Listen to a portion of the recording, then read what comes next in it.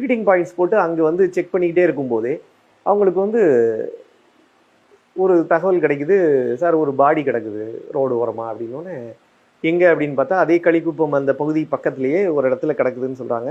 அப்போது police team போகிறாங்க. அங்கே ஸ்பாட்டுக்கு போயிட்டு பார்க்குறாங்க. அந்த இறந்த நபர், அவருக்கு வந்து உடலில் காயங்கள் இருக்குது. அப்புறம் உடனே தூக்கிட்டு போயிடுறாங்க. தூக்கிட்டு போய் ஹாஸ்பிட்டலுக்கு கொண்டு போகிறாங்க. அப்புறம் மாமல்லபுரத்துலேருந்து அப்புறம் செங்கல்பட்டு ஜிஹெச்சுக்கு கொண்டு வராங்க. அங்கே செங்கல்பட்டு ஜிஹெச்சில் பாடி வைக்கிறாங்க. அப்போது அதே மாதிரி இன்னொரு அப்புறம் கொஞ்ச நேரம் அதே சில மணி நேரங்கள்லேயே சார் இன்னொரு பாடி கிடைக்குது அப்படின்னு சொல்கிறாங்க. அது அவர் பேர் வந்து விவேக்னு ஒரு 17 வயசு பையன். அந்த பையனோட பாடியும் கிடைக்குது. அந்த பையனுக்கு அதே ஏரியா அந்த பக்கத்தில் இருக்கக்கூடிய அவனும் பாட்டாளி மக்கள் கட்சியில் சேர்ந்த அந்த பையனும் அவங்க என்ன பண்ணுறாங்கன்னா அவங்க பாடியும் போகுது. இது பாட்டாளி மக்கள் கட்சியினருக்கு ஒரு பெரிய சந்தேகத்தை எழுப்புது. அப்போது அவங்க முக்கியமான லீடர்ஸ் அன்புமணி ராமதாஸ் உள்பட அந்த முக்கியமான லீடர்ஸ்லாம் என்ன பண்ணுறாங்கன்னா, இது ஏதோ யாரையோ அடித்து சாவடிச்சிட்டதா அவங்க ஒரு குற்றச்சாட்டை வைக்கிறாங்க. போலீஸ் ஆனால் இனிஷியலாக என்ன பண்ணாங்கன்னா, அது 174 சிஆர்பிசியில் அன்நேச்சுரல் டெத்துன்னு ஒரு செக்ஷனில் ரெஜிஸ்டர் பண்ணி விசாரிக்கிறாங்க. அப்போது அது ரோடு ஆக்சிடெண்ட்டாக இருக்கலாம் அப்படின்னு சொல்லி அவங்க ரோடு ஆக்சிடென்ட் கேஸு ஃபஸ்ட்டு பதிவு பண்ணுறாங்க. ஸோ ரோடு ஆக்சிடென்ட் அப்படிங்கும்போது 304A கிளாஸ் ஏ ஐபிசியில் ரெஜிஸ்டர் பண்ணி அது மூலமாக விசாரணை பண்ணுறாங்க. 2 வழக்குமே அது மாதிரி 304A ஐபிசியில் போடுறாங்க. ஸோ இதில் இவங்க என்ன இன்சிஸ்ட் பண்ணுறாங்கன்னா, இது கண்டிப்பாக மர்டர் கேஸாக இருக்கும், 174 சஸ்பீஷியஸ் போடுங்கன்னு சொல்லி இன்சிஸ்ட் பண்ணுறாங்க. ஆனால் கொலை வழக்கு பதிவு பண்ணுன்றது இவங்களோட இன்சிஸ்டண்டாக இருக்குது, அதாவது பாட்டாளி மக்கள் கட்சி தரப்பில். ஸோ போலீஸும் இதை விசாரணை பண்ண ஆரம்பிக்கும் போது டாக்டர்ஸ்ட்டை செக் பண்ணுறாங்க. போஸ்ட்மார்ட்டம் பண்ணுற டாக்டர்ஸ் போஸ்ட்மார்ட்டம் பண்ணும்போது அவங்க சொல்லிட்டாங்க, இல்லை இதில் கொஞ்சம் சந்தேகம் இருக்குது அப்படின்ற விஷயத்த அவங்க உறுதிப்படுத்துகிறாங்க. என்ன காரணம் அப்படின்னு பார்த்தீங்கன்னா, அந்த இறந்த செல்வராஜ் உடம்புல கிட்டத்தட்ட ஒரு 4-5 இடங்களில் ஸ்டாப் இன்ஜுரிஸ் இருக்குது. அதுவும் கத்தியால் கத்தி மாதிரி ஒரு ஷார்ப்பான, அதாவது நீங்கள் ஏன் டாக்டர்ஸ் ஒரு ஷார்ப் வெப்பன்னு மட்டும் சொல்லுவாங்கன்னா, அது என்ன ஆயுதம்னு அவங்களுக்கு தெரியாது. அந்த குத்தப்பட்ட அந்த ஆயுதத்தை பார்க்கும்போது அது எவ்வளவு இன்ச்சு உள்ளே இறங்கியிருக்கு, இதை வச்சு பார்க்கும்போது இது கத்தியாக இருக்கலாம். ஏன்னா அதோட வெட்ஜ் கத்தினா இப்படி இருக்கும், ஒரு ஒரு ஒரு ஆணி மாதிரியே ஒரு பெரிய இதுவாக இருந்தால் ஒரு ஷார்ப்பாக அப்படி போகும், ஒரு டீப் ஒரு ஹோல் போட மாதிரி வரும். ஸோ இது மாதிரி டிஃப்ரென்ஸ் இருக்கிறதுனால அவங்க என்ன கொடுப்பாங்க அப்படின்னா, ஜென்ரலாக இது ஒரு இந்த மாதிரி ஒரு ஷார்ப்பு எட்ஜ் உள்ள ஒரு பொருளால் குத்தப்பட்டிருக்காரு, 4-5 இடங்களில் குத்தப்பட்டிருக்காருன்னு சொன்ன உடனே போலீஸ் ஆட்டோமேட்டிக்காக அது சிபிசிஐடிக்கு மாற்றப்படுது. போலீஸ் 302 ஐபிசியில் ரெஜிஸ்டர் பண்ணிடுறாங்க. இந்த 302ன்னு தெரிஞ்ச உடனேவே இது பயங்கரமாக பரவலாக எல்லா பக்கமும் பற்றி எரிய ஆரம்பிக்குது. பாட்டாளி மக்கள் கட்சியினர் தொடர்ந்து இதில் உண்மை குற்றவாளிகளை கைது பண்ணணும், இது பின்னணியில் யார் இருக்கான்றதை கண்டுபிடிச்சே ஆகணும்னு பயங்கர ப்ரொட்டஸ்ட் எல்லா பக்கமும் நடக்குது. அது ஆல்மோஸ்ட் ஒரு அண்ட்ரஸ்ட்டு அக்ராஸ் நார்த் ஸ்டேட்ஸில் நிறைய நடந்தது. கிட்டத்தட்ட ஒரு வாரம் 10 நாளைக்கு நிறைய பகுதிகளுக்கு பஸ்ஸு எல்லாம் ஏன்னா பஸ்ஸெல்லாம் கண்ணாடி உடைச்சிருவாங்க, ஏதாவது தீ வச்சு கொளுத்திடுவாங்கன்ற பயம் அப்படின்னால நிறைய இடங்களுக்கு பஸ்ஸு போக்குவரத்தையே தடை பண்ணாங்க, ஸ்டாப் பண்ணிட்டாங்க. என்ன பண்ண ஆரம்பித்தாங்கன்னா, இந்த டவர் டம்புன்னு சொல்லக்கூடிய ஒவ்வொரு லொக்கேஷனில் எவ்வளவு மொபைல் நம்பர்ஸ் ஆக்டிவாக இருந்தது, அதே மாதிரி இந்த மொபைல் நம்பர் வேறு எங்கெல்லாம் ஆக்டிவாக இருந்ததுன்ற மாதிரி. இப்போ எக்ஸாம்பிளுக்கு ஒரு பர்டிகுலர் லொக்கேஷன், இந்த களிக்குப்பம் ஏரியாவில் டவர் லொக்கேஷனில் அந்த டவர் டம்பை எடுக்கும்போது அதில் எத்தனை மொபைல் நம்பர்ஸ் ஆக்டிவாக இருந்தது, அப்புறம் எத்தனை மொபைல் நம்பர் ஆஃப் ஆச்சு, எத்தனை மொபைல் நம்பர் அங்கேருந்து சுவிட்ச் ஆஃப் ஆச்சு, அப்புறம் அங்கேருந்து எவ்வளோ வேறு இடத்துக்கு ஷிஃப்ட் ஆச்சுன்ற மாதிரி நிறைய விஷயங்களை அவங்களால அனலைஸ் பண்ண முடியும். அது மாதிரி அனலைஸ் பண்ணி பார்க்கும்போது அவங்களுக்கு சில தகவல்கள் கிடைக்குது. அப்படி பார்க்கும்போது இன்னொரு தகவல், செல்வராஜ்ன்றது இப்போ இது நடந்து 2013னால கண்டிப்பாக ஃபோன் வச்சுருப்பாரு, ஃபோன் நம்பர் என்னன்னு பார்க்கும்போது ஃபோன் கிடைக்கல. ஸோ ஃபோன் நம்பர் சுவிட்ச் ஆஃப்னு வருது. அப்போது அந்த கால் ரெக்கார்டெலாம் எடுத்து போட்டு பார்க்கும்போது கால் ரெக்கார்டெலாம் சுவிட்ச் ஆஃபில் தான் இருக்குது.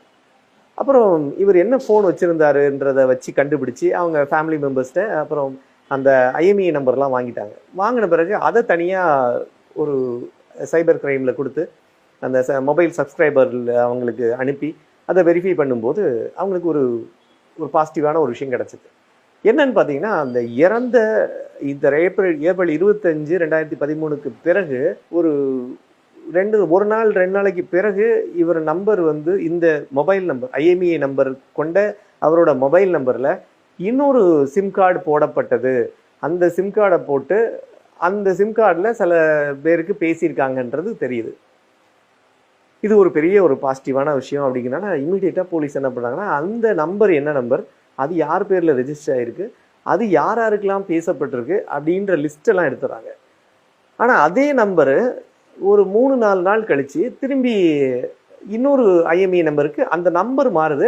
ஆனால் அந்த ஐஎம்இஐ நம்பர் கொண்ட அந்த, அதாவது செல்வராஜ் ஐஎம்இஐ நம்பர் அந்த கொண்ட அந்த ஃபோன் வந்து அதுக்கப்புறம் எங்கே போச்சுன்னு தெரியல. ஸோ ஒரு 2-3 நாள் மட்டும் ஆக்டிவாக இருந்தது. அந்த ஆக்டிவாக இருந்த பிறகு இவர் செல்வராஜோட மொபைல் வந்து எங்கேயோ டிஸ்போஸ் ஆகிடுச்சு அப்படின்னு தெரியுது. ஸோ இதை வச்சு பார்க்கும்போது போலீஸ் வந்து அந்த ஐஎம்இஐ நம்பர் பயன்படுத்தின சிம் கார்டு என்ன நம்பர்ன்றதை வச்சு கண்டுபிடிக்கும் போது அது ஒரு கேப் டிரைவர் ஒருத்தர் மணிகண்டன் அப்படின்றது தெரிய வருது. 30 வயசு. அவரை பிடிக்கிறாங்க.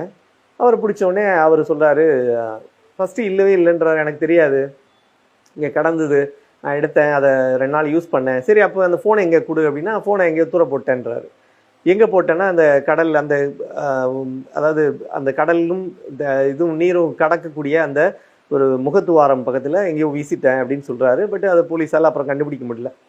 இது ஒரு பக்கம் போயிட்டு இருக்கும்போதே அப்புறம் போலீஸுக்கு சந்தேகம் வருது, எப்படி இவர் யூஸ் பண்ணிட்டு திடீர்னு எப்படி இது பண்ணுவார் அப்படிங்கும்போது அந்த சந்தேகத்தை அப்புறம் திரும்பி அது பொறுமையாக விசாரித்து அதுக்கப்புறம் சப்சிக்வெண்ட்டாக என்ன பண்ணுறாங்க அப்படின்னா, இந்த வழக்கு தொடர்பாக அவரோட அசோசியேட்ஸ், அவங்களோட ஃப்ரெண்ட்ஸு, அதாவது வி ரகுன்னு ஒருத்தர் 28 வயசு, அப்புறம் அதே மாதிரி செந்தில்குமார் ஒருத்தர் 29, அப்புறம் பாரிநாதன் ஒருத்தர், அப்புறம் ராஜின்னு ஒருத்தர், சேகர்னு ஒருத்தர். ஸோ இவங்க எல்லாருமே வந்து கைதாகிறாங்க சப்சிக்வெண்ட்டாக. அப்புறம் இது பண்ணும்போது அவரை நாங்கள் வந்து குத்திட்டோம். சரி, குத்துனீங்க, அதுக்கப்புறம் என்ன நடந்ததுன்னா, அப்புறம் இதை வந்து அப்படி கலவரமில் இறந்ததா ஒரு காட்டிக்கிறதுக்கும் விபத்தில் இறந்ததாக காட்டிக்கிறதுக்காக தூக்கி கொண்டு போய் ரோடு ஓரமாக போட்டோம். அப்புறம் உண்மையாகவே ஒரு 1-2 வண்டி அவர் மேலே ஏறி போனதுனால அது விபத்தாக இருக்கலாம் அப்படின்னு நிறைய பேர் முடிச்சிருவாங்கன்னு நம்பிக்கையோட அதை விட்டுட்டு போயிட்டோம் அப்படின்னு சொன்னாங்க. அப்புறம் ஃபோனை என்ன பண்ணேன், எதனால் அந்த ஃபோனை பயன்படுத்துன்னு, நான் ஃபோனை வீட்டில் கொண்டு போய் வச்சுருந்தேன். அந்த ஃபோனு அவர்கிட்ட வந்து அவர் இறந்த பிறகு ஃபோனை தூக்கிட்டு போயிட்டேன், வீட்டில் சுவிட்ச் ஆஃப் பண்ணி வீட்டில் வச்சுருந்தேன். அப்புறமா 2 நாள் கழித்து என்ன பண்ணேன்னா, திரும்பி என்னோடய சிம் கார்டை உள்ளே போட்டு பேச ஆரம்பித்தேன்.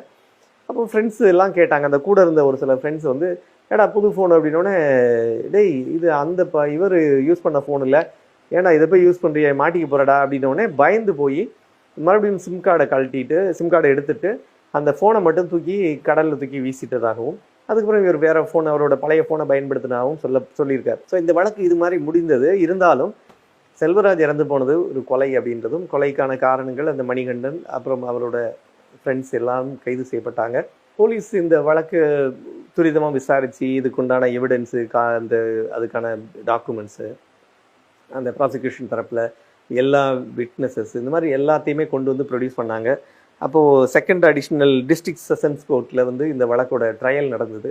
ட்ரையல் முடிந்த பிறகு செல்வமுத்துக்குமாரி அப்படின்றவங்க ஜட்ஜி அவர்கள் வந்து இந்த வழக்கோட விசாரணையை எல்லாத்தையும் ஹியர் பண்ண பிறகு இந்த வழக்கில் குற்றம் சாட்டப்பட்டிருக்கக்கூடிய இந்த நபர்கள் எல்லாரும் வந்து குற்றவாளிகள் அப்படின்றது தீர்மானித்து கன்விக்ஷன் பண்ணாங்க.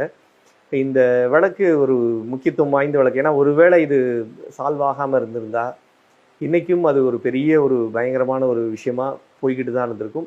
இன்றைக்கும் இப்போ நீங்கள் பாட்டாளி மக்கள் கட்சி அவங்களோட அஜெண்டாவில் இதுவும் இந்த மாதிரி ஒரு கொலை சம்பவத்தை நீங்கள் இன்னும் கண்டுபிடிக்கல, இதை கண்டுபிடிச்சி சொல்லுங்கள், இது வந்து இதுக்கு பின்னணியில் பயங்கரமாக இருந்ததுன்னு நிறைய கதைகள் புனையப்பட்டு வேறு மாதிரி ஏதாவது போயிட்டுருக்கோம். அதுக்கு ஒரு ஃபுல் ஸ்டாப் வச்ச மாதிரி உண்மை குற்றவாளிகள் கைது பண்ணதன் மூலமாக இந்த விஷயங்கள் எல்லாமே தவிர்க்கப்பட்டது அப்படின்றத பார்க்குறோம்.